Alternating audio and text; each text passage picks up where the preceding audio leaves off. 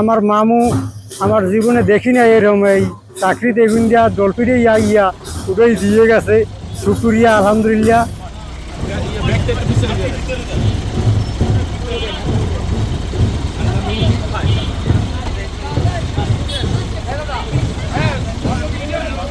বাসা কোন জায়গায় গাড়ি লোন নাম এটা দেয়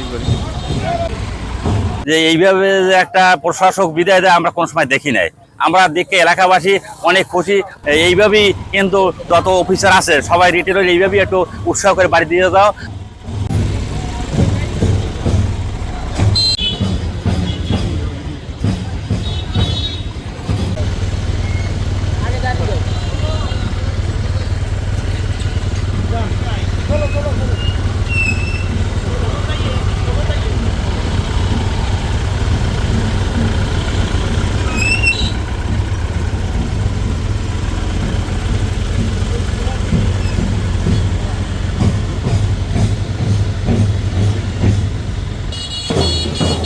রিটায়ার্ড হওয়ার পর এরকমের যে বাড়ি দিয়ে গেছে সরকারি অফিসের লোকজন সবাই আসছে, প্রশাসকরা, এটা কখনো আমরা দেখিনি।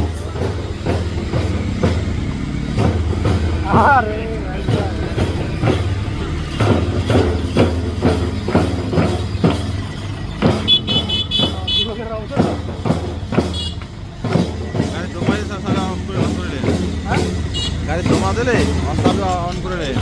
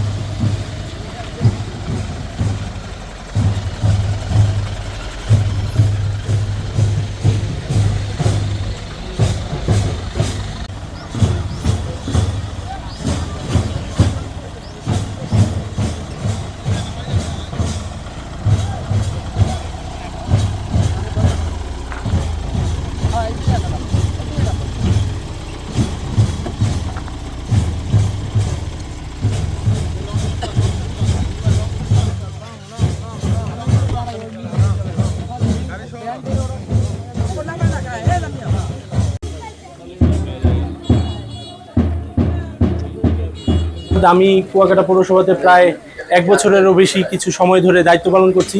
এ সময়ে চান মিয়া খুবই আন্তরিক, বিনয়ী, মিষ্টভাষী এবং খুব ভদ্র এবং নম্র একজন মানুষ।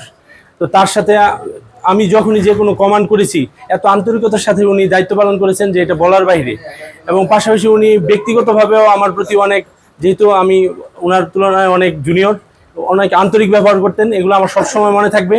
আর সবচেয়ে বড় কথা, আমি প্রায় সময় তার শারীরিক অবস্থার খোঁজখবর নিতাম, যে আপনার ডায়াবেটিস আছে কিনা বা ব্লাড প্রেশার আছে কিনা। আল্লাহর রহমতে এত বয়স হলেও এই ধরনের কোনো দুরারোগ্য ব্যাধি তার নেই। তো আমি আশা করব তিনি যতদিন বেঁচে থাকবেন সুস্থভাবে, এরকম সক্ষমভাবে তিনি সবলভাবে বেঁচে থাকুন। এবং তার কিছু জমি রয়েছে, আমি তার ওয়ার্ডে গিয়েছিলাম, দেখলাম যে তরমুজের চাষ করছেন। তো তার পাশাপাশি বিভিন্ন ব্যবসাও রয়েছে, এগুলো সে সচল রাখুক, সক্ষম থাকুক। এবং পৌরসভার থেকে পরবর্তীতে যে কোনো সহযোগিতার যদি প্রয়োজন হয় আমরা ইনশাল্লাহ তার পাশে থাকবো।